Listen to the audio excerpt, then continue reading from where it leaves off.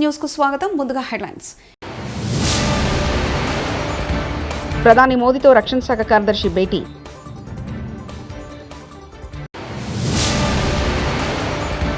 భూమి కోసం ముక్తి కోసం పోరాటాలు చేసిన ఆదివాసుల జిల్లా ఇది. 2.5 కేజీల వాసవిమాత బంగారు విగ్రహాన్ని ఆవిష్కరించిన బాలకృష్ణ దంపతులు.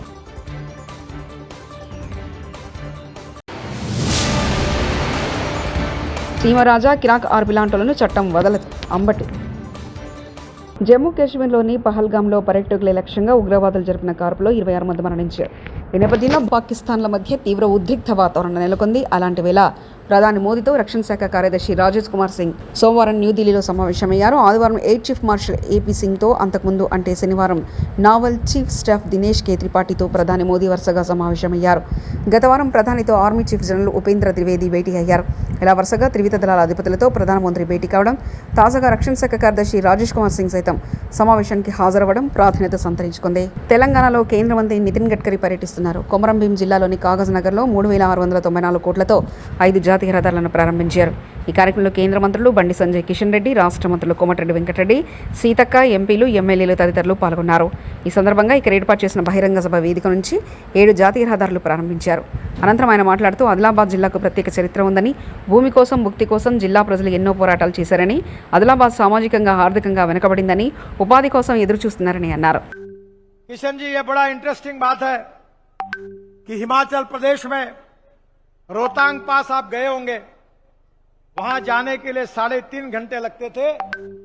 अब हमने टनल बनाई है, अटल टनल, 8 मिनट में निकल जाते हैं. वहां से निकलकर हिमालय के बीच में से लद्दाख लेह तक हम 8 टनल बना रहे हैं. नया रोड बन रहा है और लद्दाख लेह में आकर कारगिल के नीचे हमारे आशिया की सबसे बड़ी 12 किलोमीटर की सबसे बड़ी टनल जोजिला टनल हम बना रहे हैं, जिसका 75% काम पूरा हुआ.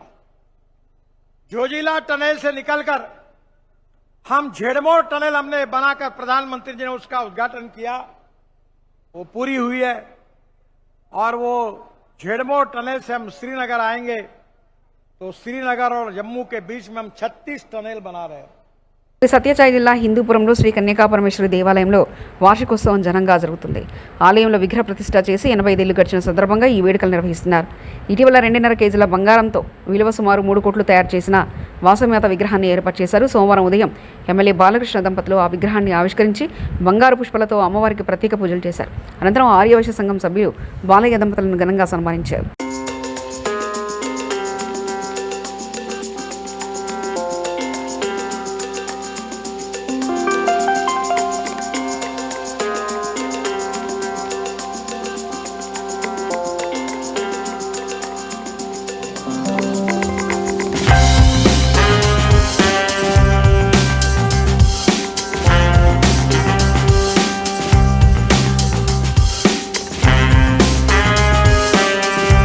తామిచ్చిన ఫిర్యాదులపై పోలీసులు స్పందించడం లేదని, అందుకే న్యాయస్థానాలను ఆశ్రయించాల్సి వస్తుందని వైఎస్ఆర్సీపీ నేత మాజీ మంత్రి అంబటి రాంబాబు అన్నారు.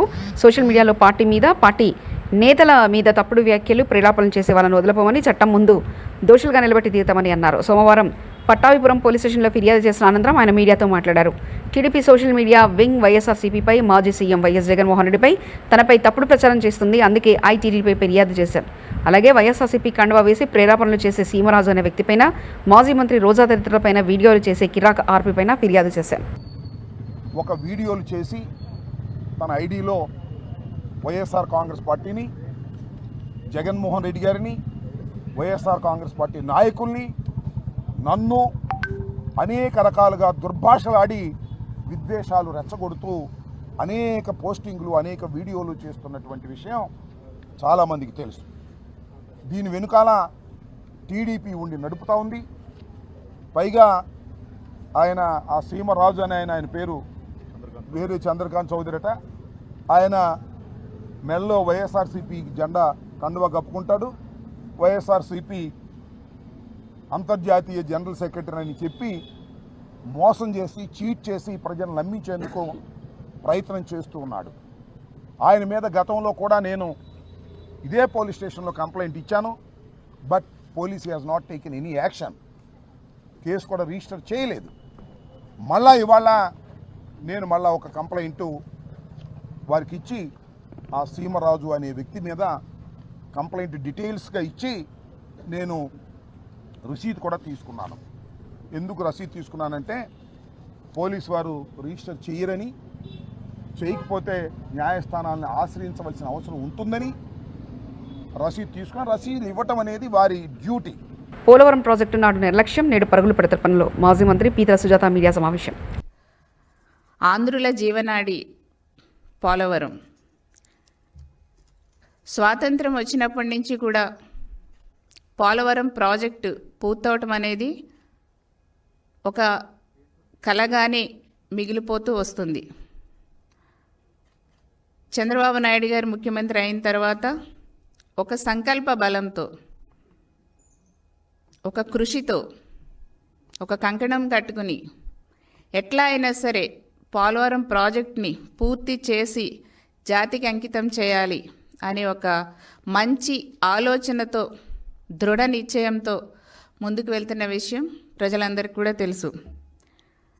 నేడు గౌరవ ముఖ్యమంత్రి వర్యులు చంద్రబాబు నాయుడు గారు ఈ పోలవరం ప్రాజెక్ట్ని వేగవంతంగా పూర్తి చేసి, అంతేకాకుండా కోట్లాది రూపాయల యొక్క వ్యయాన్ని, వ్యవసాయాన్ని, కోట్లాది రూపాయల వ్యవసాయాన్ని కాపాడేందుకు చాలా కృషి చేస్తున్నారు.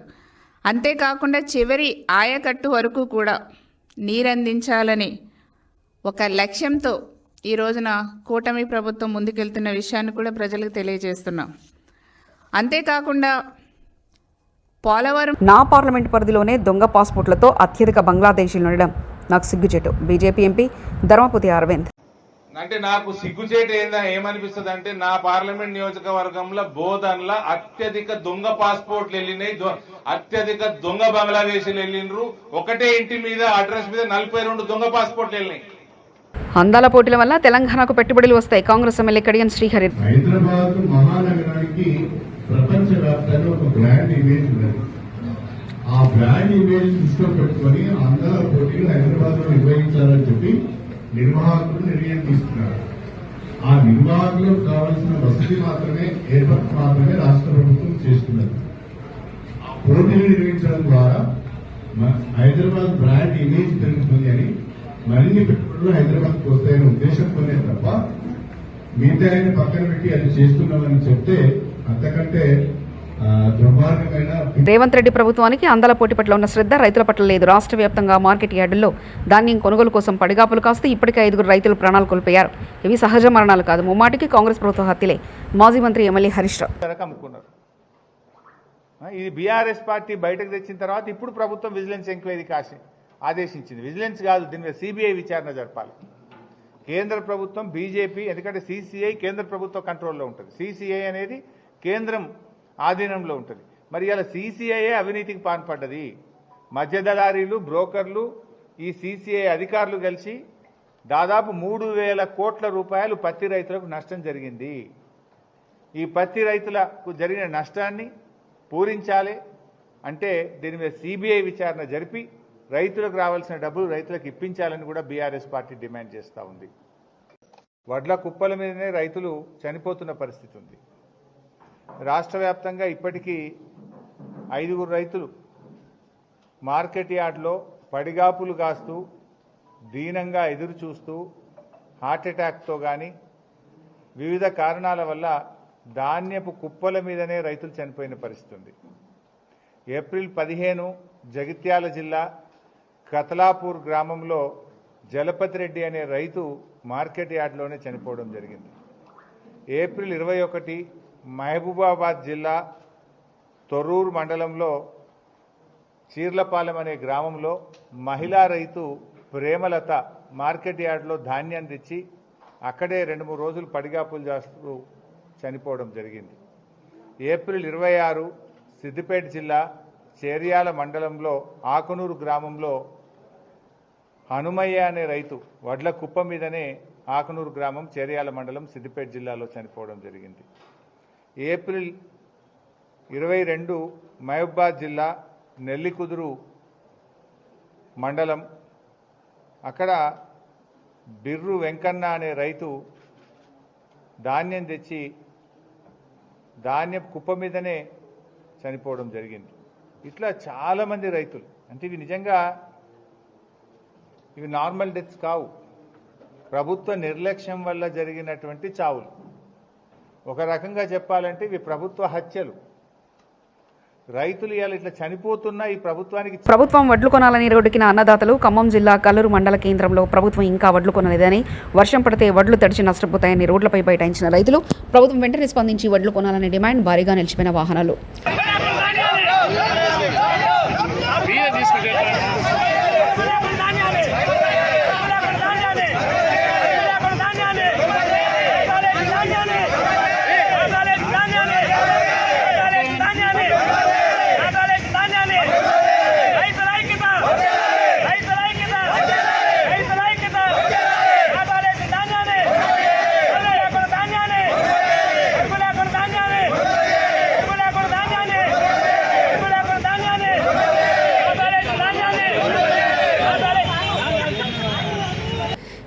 జై హో అని పాకిస్తాన్ అంటూ నోరు జారిన హైదరాబాద్ బీజేపీ నాయకులు.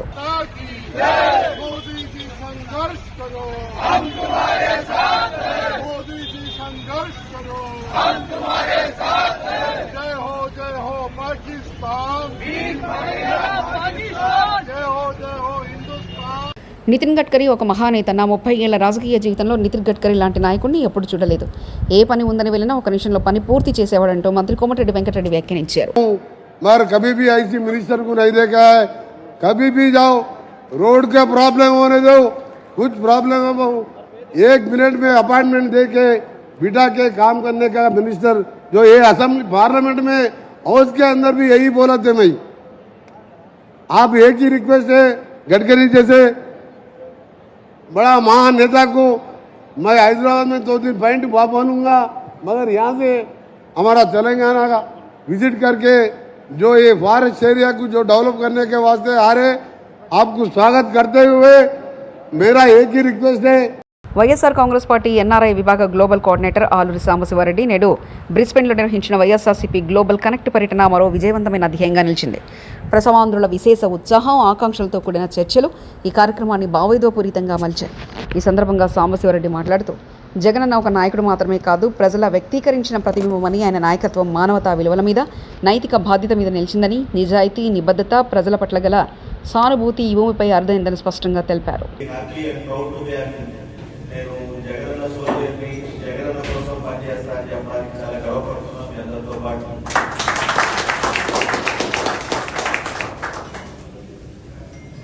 ఇంత దూరంలో ఉండి కూడా మీరు అంటే పార్టీ కోసం, జగనన్న కోసం అనునిత్యం ఆలోచన చేస్తున్నారు.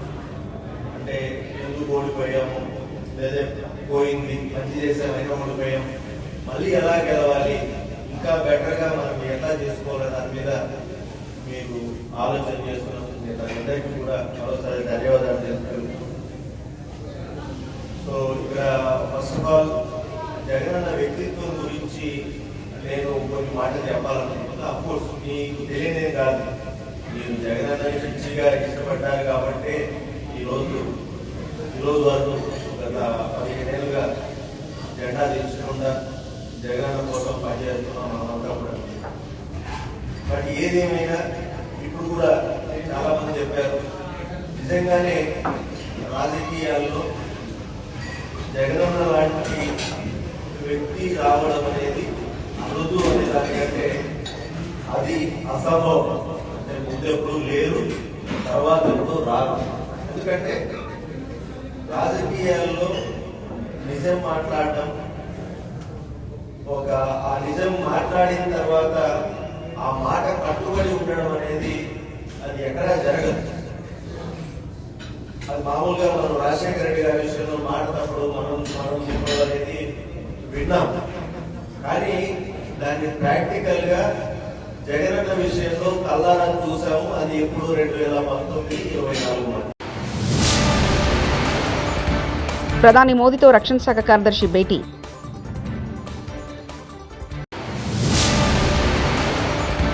భూమి కోసం, ముక్తి కోసం పోరాటాలు చేసిన ఆదివాసుల జిల్లా ఇది.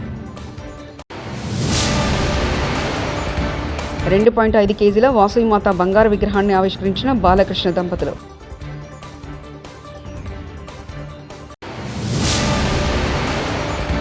సీమరాజా కిరాక్ ఆర్బిలాంటోలను చట్టం వదలదు. అంబటి. ఇవి బులెటిన్ విశేషాలు.